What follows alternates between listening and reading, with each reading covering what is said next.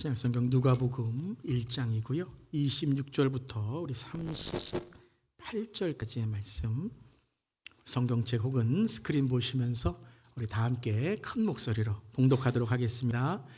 여섯째 달에 천사 가브리엘이 하나님의 보내심을 받아 갈릴리 나사렛이란 동네에 가서 다윗의 자손 요셉이라는 사람과 약혼한 처녀에게 이르니 그 처녀의 이름은 마리아라. 그에게 들어가 이르되 은혜를 받은 자여 평안할지어다. 주께서 너와 함께 하시도다 하니 처녀가 그 말을 듣고 놀라 이런 인사가 어찌함인가 생각하매 천사가 이르되 마리아여 무서워하지 말라. 내가 하나님께 은혜를 입었느니라. 보라 내가 잉태하여 아들을 낳으리니 그 이름을 예수라 하라. 그가 큰 자가 되고 지극히 높으신 이의 아들이라 일컬어질 것이요 주 하나님께서 그 조상 다윗의 왕위를 그에게 주시리니 영원히 야곱의 집을 왕으로 다스리실 것이며 그 나라가 무궁하리라. 마리아가 천사에게 말하되 나는 남자를 알지 못하니 어찌 이 일이 있으리이까. 천사가 대답하여 이르되 성령이 내게 임하시고 지극히 높으신 이의 능력이 너를 덮으시리니 이러므로 나실 바 거룩한 이는 하나님의 아들이라 일컬어지리라. 보라 내 친족 엘리사벳도 늙어서 아들을 배웠느니라. 본래 임신하지 못한다고 알려진 이가 이미 6달이 되었나니 대저 하나님의 모든 말씀은 능하지 못하심이 없느니라. 마리아가 이르되 주여 여종이오니 말씀대로 내게 이루어지이다 하매 천사가 떠나가니라. 아멘. 하나님의 말씀입니다. 하나님 말씀에 감사합니다. 오늘은 대강절 둘째 주일의 말씀으로 하나님의 위엄한 은혜라는 제목의 말씀 나누도록 하겠습니다. 누가복음 2장 14절에 이렇게 우리에게 영광과 평화를 선포합니다. 함께 읽어보겠습니다. 지극히 높은 곳에서는 하나님께 영광이요 땅에서는 하나님이 기뻐하신 사람들 중에 평화로다 하니라. 사랑하는 성도님들에게 이 평화, 하나님의 평화가 함께 하시기를 바랍니다. 오늘 우리는 대강절 둘째 주일에 평화의 촛불, 평화의 빛을 밝혔습니다. 하지만 이 땅에 계속해서 전쟁의 소식이 들려오고 다툼의 소식들, 또한 우리가 진정 평화와 화평으로 살아가려고 하지만 흔들리는 촛불처럼 마음이 흔들리고 때론 혼란스러운 현실과 상황을 맞이할 때가 있습니다. 눈에 보이는 것과 또 속에 있는 것이 때로는 다르기도 하지만 틀릴 수 있다라는 것을 우리는 인생 속에서 신앙 속에서 고백하고 회개하게 됩니다. 우리가 살아가는 관계 속에서도 그렇죠. 때론 쉽게 서로 말하는 대화 속에서 진짜 속마음과는 다른 그런 그저 우리가 대화하는 그러한 말들이 있습니다.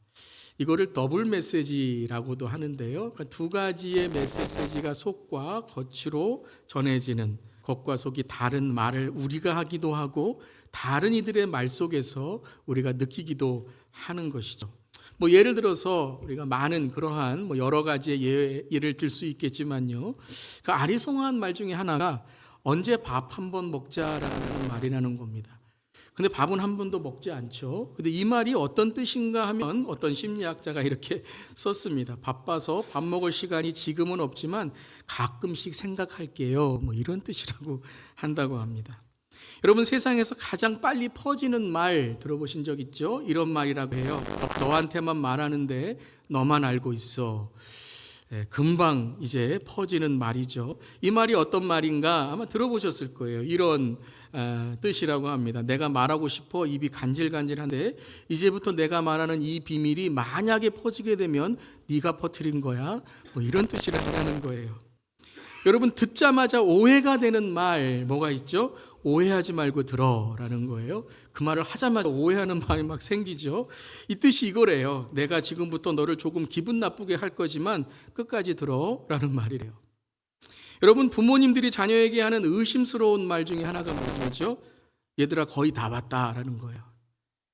이 말의 뜻이 뭐냐면 30분 정도는 더 가야 되니까 잠만 말고 보채지 말고 기다려라는 뜻이라고 합니다. 혼란스러운 말 중에도 이런 말이 있대요. 내가 진짜 솔직히 말하는데 라는 거예요. 자, 이 말의 뜻이 이거라고 합니다. 자, 이제부터 내가 말하는데 혹 마음에 상처가 되는 말이 있어도 나는 책임 없어. 이런 말이라고 한다고 합니다. 자, 물론 좀 과장스러운 그런 웃기려고 유머로 꾸며낸 말이기도 하고, 우리가 때로는 이렇게 말하면서 내가 진짜 이렇게 솔직하지 못하구나, 아니면 진심이 왜곡될 수 있겠구나라고 깨닫곤 합니다. 그런데 우리의 인생의 관계만이 아니라 성경 속에서도 우리가 성경을 읽다 보면 기쁨과 감격의 말씀이기도 하지만 때로는 이 말씀이 어떤 말씀인가 하나님의 마음이 어려운 구절들이 있다라는 거예요. 우리 성탄의 말씀들에도 그런 말씀들이 있는데요. 제가 이렇게 말씀을 준비하고 또 말씀을 묵상하면서 한 두 가지 정도 이 말씀을 깊이 묵상하지 않으면 우리가 이 말씀을 참 이해하기도 힘들고 오해할 수 있겠구나라는 말씀들이 있습니다. 그 중에 하나가 누가복음 2장 11절 12절인데요. 우리 함께 읽어보겠습니다. 오늘 다윗의 동네에 너희를 위하여 구주가 나셨으니 곧 그리스도 주시니라. 너희가 가서 강보에 쌓여 구유에 누워 있는 아기를 보리니 이것이 너희에게 표적이니라 하더니. 자, 예수님이 구주 예수님으로 이 땅에 오셨는데 너희에게 표적이니라. 그러니까 이것이 어떠한 구주 예수님의 상징이 되는 것이다라고 말합니다. 그런데 이것이 구주 예수님의 표적, 구주 예수님의 증거, 또 구주 예수님이 이 땅에 태어나신 기적의 사건인데 그 표적 증거가 뭐라고요? 강보에 쌓여 구유에 누워 있다라는 것입니다. 우리 강보는 아기를 덮는 포대기를 뜻하는 것이고, 구유는 우리가 잘 알듯 동물이 먹는 여물통, 밥통을 말하는 것이죠. 여러분이 아기 이렇게 없는 포대기는 흔히 볼 수 있는 것이고, 또 여러분 동물이 먹는 밥통, 여물통은 이것이 어떻게 구주 예수님이 탄생하신 증거가 될 수 있겠습니까? 요셉과 마리아가 여러분 이 강보에 쌓여 구유에 누워 있는 아기다라는 이 소식을 누구에게 준 거죠? 목자들에게 준 거거든요. 근데 우리가 와더니 강보에 쌓여 있는 구유에 쌓여 있는 이것이 바로 메시아의 증거니라고 했을 때 여러분 목자들이 어떤 마음이 들었을까요? 정말 말씀의 성취라면 광채가 나는 강보나 혹은 성탄의 이 찬양대에 막 성가가 들려오는 그런 구유가 될 텐데, 우리가 잘 알듯이 그들이 강보와 구유에 지금 예수님을 태어나게 한 것은 다른 이유가 있었던 거죠. 우리가 잘 알듯이 그 밤에 호적 신고하라는 왕의 명령에 베들레헴에 온 사람들이 너무 많아서 어쩔 수 없이 집이 없는 홈리스의 현실 가운데 내쫓겼기 때문에 구유에서 난 거예요. 그러니까 여러분 도저히 기뻐할 수 없는 상황에 타의적 매몰림과 자의적 처절함 속에 강보에 쌓을 수밖에 없었고 구유에 태어날 수밖에 없었던 거다라는 거예요. 이것이 어떻게 표적이 될 수 있고 기적이 될 수 있을까 생각해 봅니다. 우리가 때로는 우리의 인생 가운데 신앙 가운데 어떻게 이런 일들이 일어날까라는 그러한 생각을 할 때가 있죠. 마리아와 요셉 때 그랬을 겁니다. 이렇게 메시아가 태어난다 그러면 여관문도 좀 열어주고 방도 좀 좋은 데로 열어주고 목자가 아니라 조금 유명한 사람들이 오고 그래야 될 텐데, 내가 언제 내 몸에서 메시아 태어나게 해달라고 40일 철야기도 한 것도 아니고 선교사 헌신도 한 것도 아닌데 왜 나를 이 광야와 같은 동물 밥그릇에 그것도 첫 아들을 낳게 하시는 것입니까? 할 수 있지 않을까요? 강보와 구유가 정말 여러분들에게 저에게 구주가 나신 표적으로 느껴지고 믿어집니까? 자, 살다 보면 그럴 수도 있다라고 인생의 선배님들이 말씀하시니까 그래 조금 어려울 수 있지, 조금만 참으면 방 하나 나올 수도 있지 라며 생각할 수 있습니다. 자, 그런데 두 번째의 이 구절은 이해하기 어려운 것만이 아니라 하나님의 마음을 모르면 정말 오해할 수밖에 없는 그런 성탄의 소식이다라는 거예요. 그것이 바로 오늘 본문의 말씀인 것이죠. 천사 가브리엘이 나사렛에 살고 있는 처녀 마리아에게 찾아온 것을 26절, 27절에 소개한 다음에 28절에 그 천사가 이렇게 선포합니다. 다시 한번 읽어보겠습니다. 그것에 들어가 이르되 은혜를 받은 자여 평안할지어다 주께서 너와 함께 하시도다 하니. 와, 여러분, 은혜를 받은 자여 평안할지어다 주께서 너와 함께 하시도다 라고 천사가 선포하고 있는 거예요. 사랑하는 성도님들에게도 이 은혜와 평안과 주님의 인재가 함께 하시길 바랍니다. 근데 우리는 아멘 할 수 있지만 마리아는 어땠을까요? 이 마리아에게 지금 이 본문의 상황에서는 이것은 놀라운 은혜라기보다 그를 놀래키는 은혜예요. 오늘 누가복음 1장 30절 31절에 그 이유가 있는 거죠. 천사가 또한 이렇게 선포합니다. 다시 한번 읽을게요. 천사가 이르되 마리아여 무서워하지 말라. 내가 하나님께 은혜를 입었느니라. 보라 내가 잉태하여 아들을 낳으리니 그 이름을 예수라 하라. 여러분, 이 구절 자체는 너무 은혜로운 거죠. 무서워하지 말라라는 거예요. 그럼 지금 마리아가 무엇인가 두렵고 무서운 게 있다라는 거죠. 우리가 지난 수요 예배 요셉에게도 동일한 말씀을 하셨죠. 요셉아 무서워하지 말라. 그 일이 무엇입니까? 내가 잉태하여 아들을 낳으리니 라는 거예요.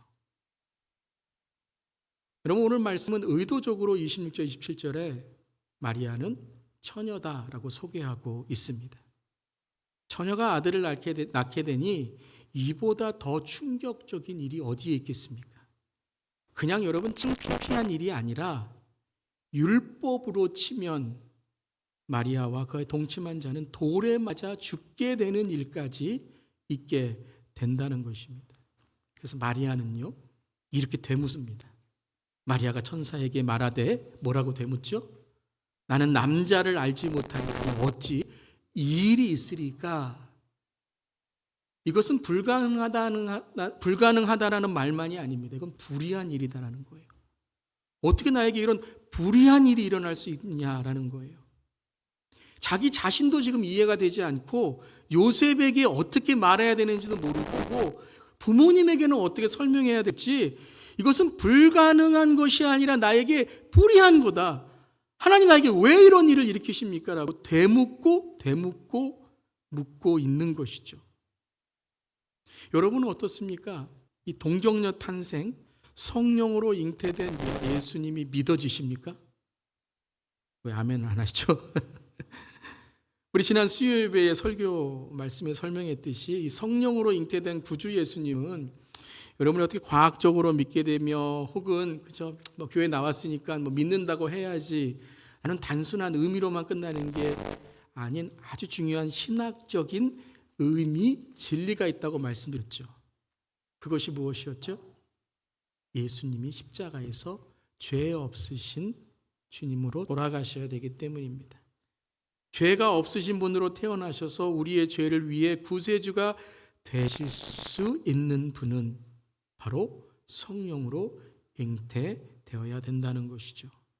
사랑하는 성도 여러분, 성령으로 탄생하신 우리 구주 예수님이 단지 어떤 내 이해로만 믿어지고 이해되지 않기 때문에 믿을 수 없다는 것이 아니라 우리 구원자 예수님을 믿음, 하나님이 살아계신 것과 그를 찾는 자들에게 상 주시는 이심을 믿는 믿음으로 예수 그리스도의 이 성령으로 잉태된 것을 믿는 우리 모두기를 주님의 이름으로 축원합니다.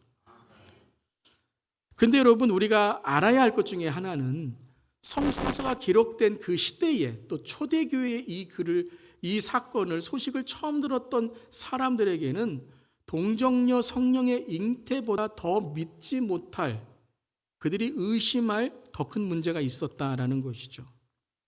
우리가 알듯이 많은 신화에서도 잘 알려진 위인이나 황제나 영웅들 중에도 상당수가 우리가 믿지 못하는 방법으로 태어났다는 설화, 동화, 신화들이 있습니다.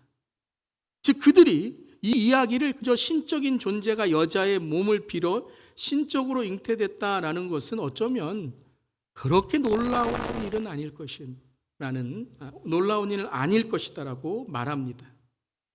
그렇다면 오늘 이 특별한 마리아에게 임한 성탄의 은혜, 하나님의 위험한 은혜는 무엇일까요?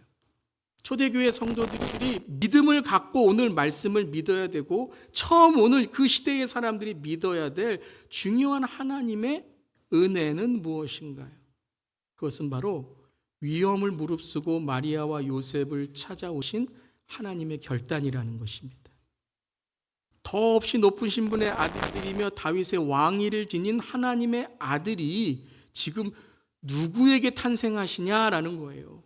마리아와 요셉이라는 거예요. 적어도 하나님의 아들이라면 그 많은 신화와 동화와 설화는 적어도 왕궁은 아니더라도 존경받는 가정에서 태어나거나 존경받지는 않더라도 어떻게 방이 없어서 구유에서 태어나냐라는 것입니다. 구유에서 태어나더라도 광채는 나야 되고 뭔가 다른 것으로 바뀌어야 되지 그냥 아무 일도 없이 끝나버리는 그런 이야기가 어디 있냐라는 것입니다. 성서를 읽었던 초대교회 시대의 사람들에게는 동정녀의 탄생보다 어떻게 이름도 없는 보잘것없는 계집종의 몸을 빌어서 나실 수 있을까? 이것이 바로 그들에게는 속마음과 다른 믿는다고 말은 해야 되겠지만 정말 믿을 수 있을까? 어떻게 마리아야? 어떻게 요셉이야? 어떻게 그런 어린 아이들 통해서 그러한 부부를 통해서 날 수 있을까라고 생각했을지도 모른다는 거예요. 그래서 믿음이 필요한 부분은 성령으로 잉태되었다. 네! 라는 위대한 고백이라기보다 비천한 여인 나사렛의 한 여인의 몸으로 어떻게 보잘것없이 태어날 수 있을까? 그것을 믿는 거라는 거예요. 우리도 그렇죠. 좀 예수님 믿으면 뭔가 우리의 일에 큰 일이 해결이 돼야 되잖아요. 안전해야 되고 안심을 가져야 되고 모든 사람들이 예의를 지키고 내 명예가 올라갈 때 그때 우리가 이것이 정말 은혜이고 정말 이것이 신앙생활이지라고 말하는 거죠. 그런데 말 한마디 제대로 못하고 여관방 하나 구하지 못하는 요셉, 그래서 강보와 구유의 아기가 태어나게 해야 하는 그런 낮고 천한 가정에서 메시아를 허락하셨다라는 거예요. 그뿐입니까? 오늘 어떤 상황이 이제 이루어질 것 같아요. 돌에 맞아 죽을 수도 있습니다. 마리아가 죽으면 예수님도 죽는 거예요. 약혼자 요셉이 조용히 정원을 끊고 떠나려고 할 수도 있어요. 홀로 아이를 낳아 미혼모로 평생 살아가야 될지도 몰라요. 이스라엘을 떠나 먼 이방 땅의 이민자로 살아야 할지도 몰라요. 이 너무나도 보잘것없는 강보와 구유와 같은 요셉과 마리아의 가정에서 하나님의 은혜가 뭐라고요? 하나님은 하나님의 위대한 약속을 마리아와 요셉을 통해 성취하시겠다라는 거예요. 여러분, 이것이 은혜라는 겁니다. 무엇이 은혜예요?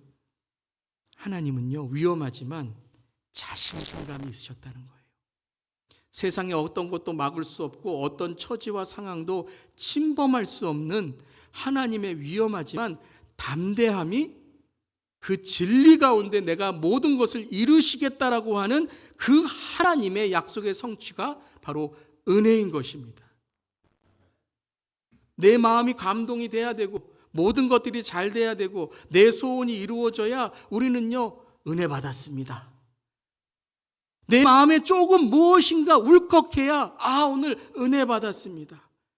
아멘 크게 하고 그 아멘이 내 삶 속에 나쁜 일이 없고 아무 갈등도 없고 내가 이만큼 아멘 했으니 하나님 나에게 좋으신 하나님이 되셔야죠 하는 그런 내 중심의 은혜가 아니라 성경의 모든 은혜, 또 오늘 이 대강절 마리아에게 임한 은혜는 하나님은 어떤 상황과 형실에도 하나님 되심을 잃지 않으시겠다는 거예요. I am who I am. 나는 무엇에서 저촉받지 않고 나는 하나님임을 이 땅에 선포하는 하나님이시다라는 거예요.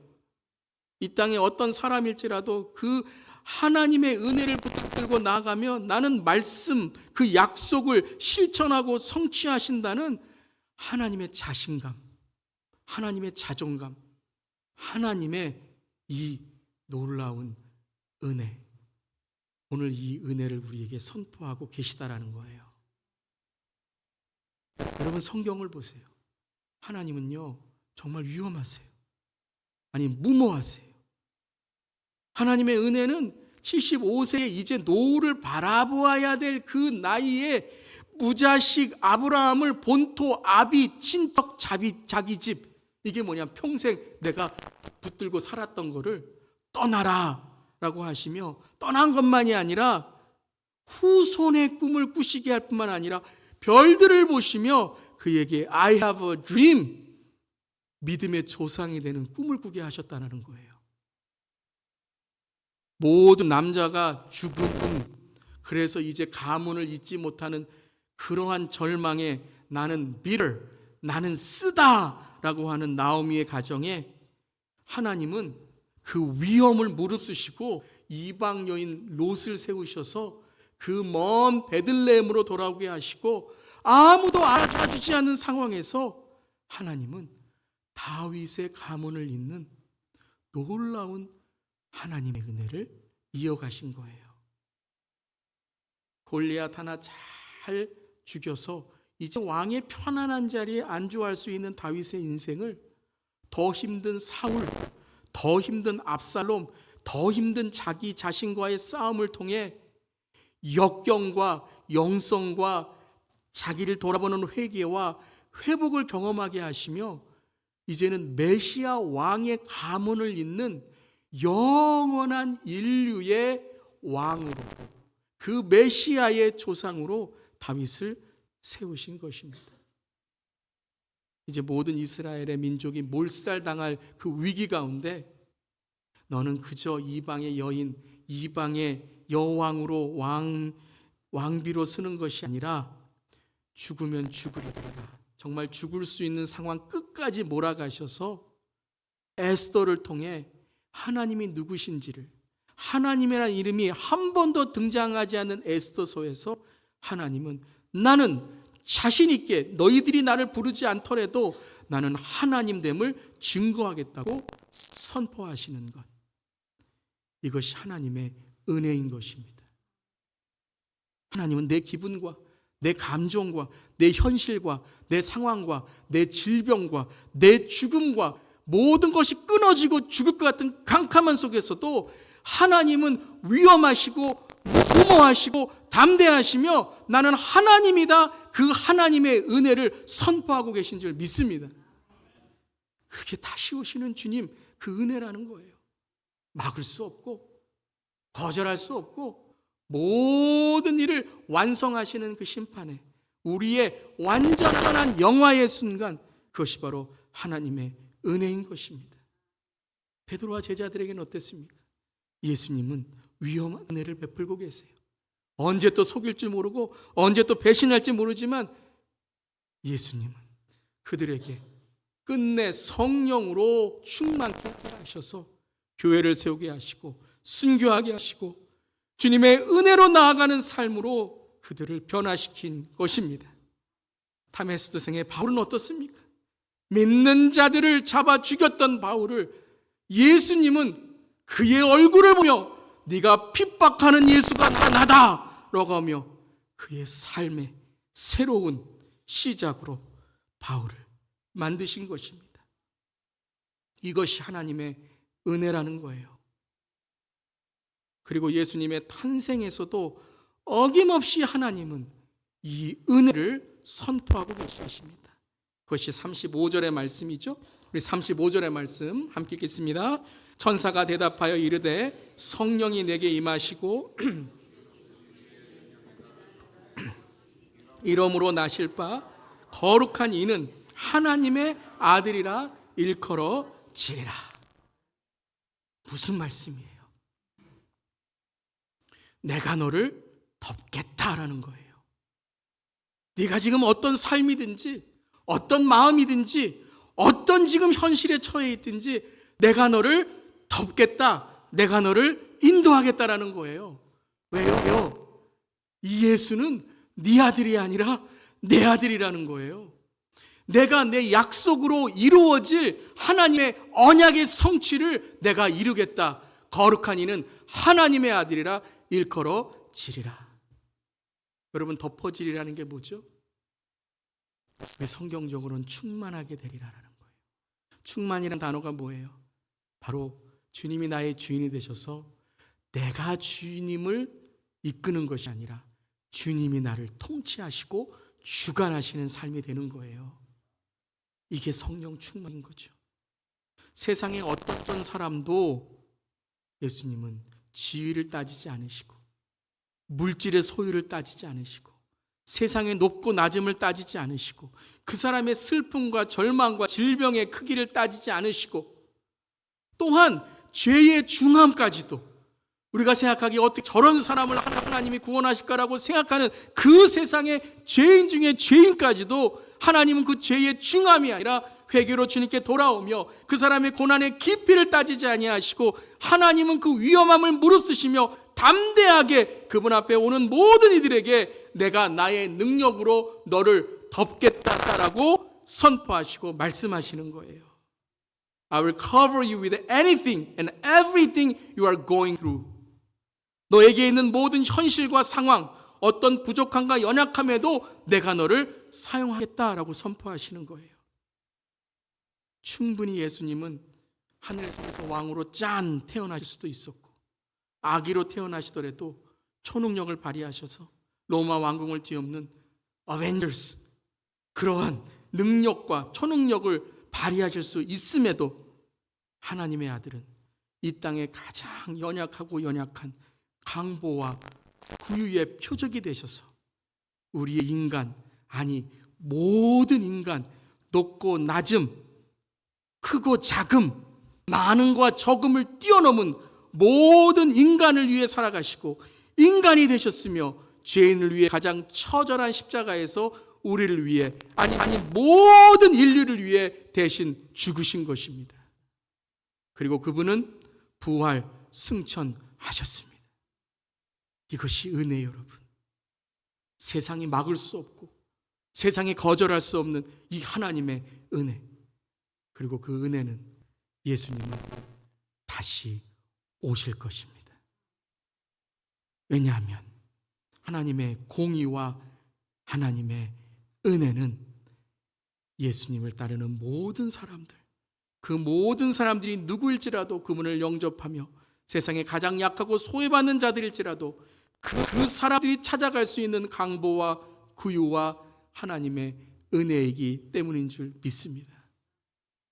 구약의 유대인들의 경계를 무너뜨리고 율법의 담을 무너뜨리시고 전쟁과 다툼, 미움과 시기, 불가능한 상황, 불의의 관계, 슬픔과 역경까지도 하나님은 인간의 방법이 아닌 하나님의 방법, 하나님의 방식, 하나님의 방향, 하나님의 능력으로 자신감으로 우리를 이끌고 계시다라는 거예요. 사랑하는 성도 여러분, 이 은혜를 믿으시기를 주님의 이름으로 축복합니다. 그렇다면 이제 이 하나님의 저항할 수 없는 하나님의 이 자신감에 하나님의 이 놀라운 은혜를 믿은 마리아는 어떻게 반응했을까요? 마리아가 이제 이 은혜를 어떻게 반응하게 되나요? 그것이 바로 오늘 이 은혜를 소유한 자와 소유하지 못할 자의 바로 경계선입니다. 속마음. 오늘 여러분의 속마음이 마리아의 속마음과 일치되셔서 하나님의 은혜의 능력을 경험하는 우리 모두 되기를 바랍니다. 그것이 1장 37절, 오늘 38절의 말씀입니다. 함께 읽겠습니다. 대저 하나님의 모든 말씀은 능하지 못하심이 없느니라. 마리아가 이르되 주의 여종이오니 말씀대로 내게 이루어지이다. 마리아가 순종합니다. 그런데 마리아가 순종을 할 때 마리아의 첫 번째 변하는 것이 있습니다. 여러분, 순종이란 단어가 뭐죠? 주인에게 내 마음을 드리는 거예요. 주인에게 내 삶을 드리는 거예요. 지금 내 삶에 믿었던 것들, 내 삶의 예자에 내가 믿었던 것들, 그것이 이제 예수를 믿는 믿음으로 바뀌었다라는 거죠. 그래서 마리아가 대저 하나님의 모든 말씀은 능하지 못하심이라는 천사의 하나님의 말씀을 들었을 때 마리아가 자기 자신을 뭐라고 고백하죠? 주의 여종이오니. 여러분, 이게 순종이에요. 내 정체성이 바뀐 거예요.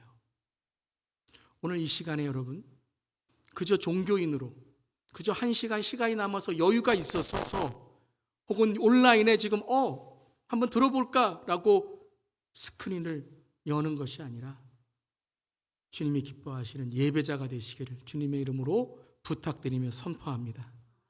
그때 여러분에게 이 은혜가 진정한 세상에 감당치 못할 은혜로 임하게 되는 거예요.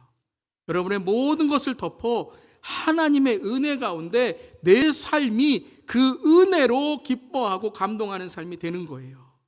그러고서 뭐라고 고백합니까? 말씀대로 내게 이루어지이다. 말씀대로. 하나님, 내 생각엔 이런데요.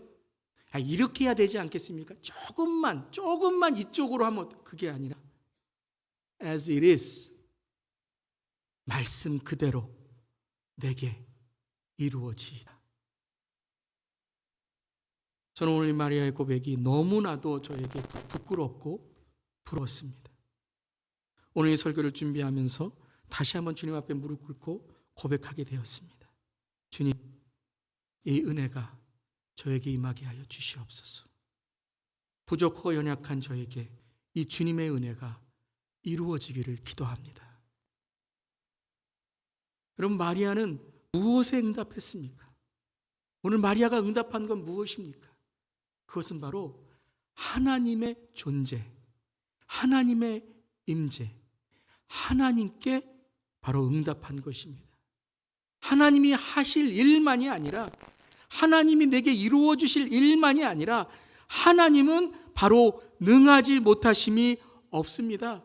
즉 그 말씀, 성육신, 바로 예수 그리스도, 그 말씀, 예수님의 응답하며 내 안에 그 예수님이 이 마음을 받아들이고 그 말씀의 약속이 이루어지기를 그 삶 속에 선포하고 있는 것입니다.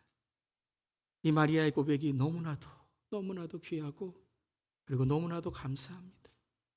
이해되지 않으면, 내 마음에 들지 않으면, 안전하지 않으면, 조금이라도 내가 불편하면 쉽게 떠나버리고 포기해버리고, 하나님마저도 내 삶에 유익이 되지 않으면 하나님께 말씀이고 뭐고 신앙이고 뭐고, 밥이 나와 뭐가 나와, 밥만 쫓아가는 이 시대에 저와 우리의 자신을 다시 한번 회개를 통해 돌아볼 수 있기를 바랍니다.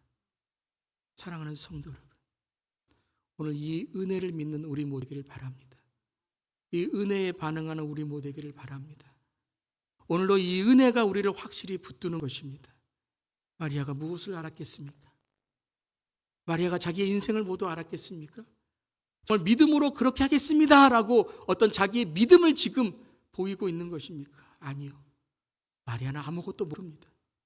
하지만 마리아가 아는 단 하나는, 지금 주님이 나와 함께 하고 계시다라는 것입니다. 하나님의 은혜로 있을 데 없는 자 왜 구속하여 주는지 난 알 수 없도다. 내가 믿고 또 의지함은 내 모든 형편 아시는 주님 늘 보호해 주실 것을 나는 확실히 안에. 아멘. 모를 수 있습니다. 아니, 모르는 게 당연할 수 있습니다. 난 알 수 없도다. 모르는 것 주님께 맡기고 확실히 아는 것, 오늘 임마누엘 주님이 나와 함께 하시고 물과 불 가운데로 있을지라도 나를 보호하시고 인도하시는 주님을 신뢰하며 이 주님의 은혜, 나의 위험한 현실과 삶, 내 이 흔들리는 마음을 붙들고 계신 그 은혜를 전하고 은혜만을 바라보는 사랑하는 모든 성도님들, 그리고 저와 우리 모두가 되기를 주님의 이름으로 축원합니다. 아멘. 기도하겠습니다. 이 시간에 눈을 감고 오늘 말씀을 생각하시면서 나에게 주신 강보와 구유, 항상 불평하고 불만했던 강보와 구유, 나에게밖에 이것밖에 안 주십니까? 찾아오는 사람은 목자들밖에 안 되고 나도 좀 유명한 사람들 만나고 싶습니다. 아니 여러분, 유명한 사람 예수님 아닙니까? 어디에서 사랑과 비교할 수 있겠습니까? 내 안에 계신 예수 그리스도, 그분을 바라보는 것, 그분이 나와 함께 하시는 것이 은혜입니다. 이해되지 않는 상황이 있으십니까? 그런 현실이 있으십니까? 아니 여러분, 알 수 있는 것, 확실히 분명한 것, 주님이 나와 함께 하시고 주님이 나를 이끄셔서 오늘 이 자리에서 예배하고 예배 드리고 예배로 살아갈 수 있는 것입니다. 오늘 그것으로 기도하길 원합니다. 주님, 그 은혜를 붙듭니다. 내가 은혜의 중심이 아니라 예수님이 은혜의 중심이시고 은혜의 주체이십니다. 이 시간 다 함께 말씀을 결단하는 마음으로, 열매를 맺는 마음으로, 반응하는 순종의 마음으로 주님, 여종이 남종이 듣겠습니다. 주님 말씀하시옵소서. 다 함께 이 시간 기도하겠습니다.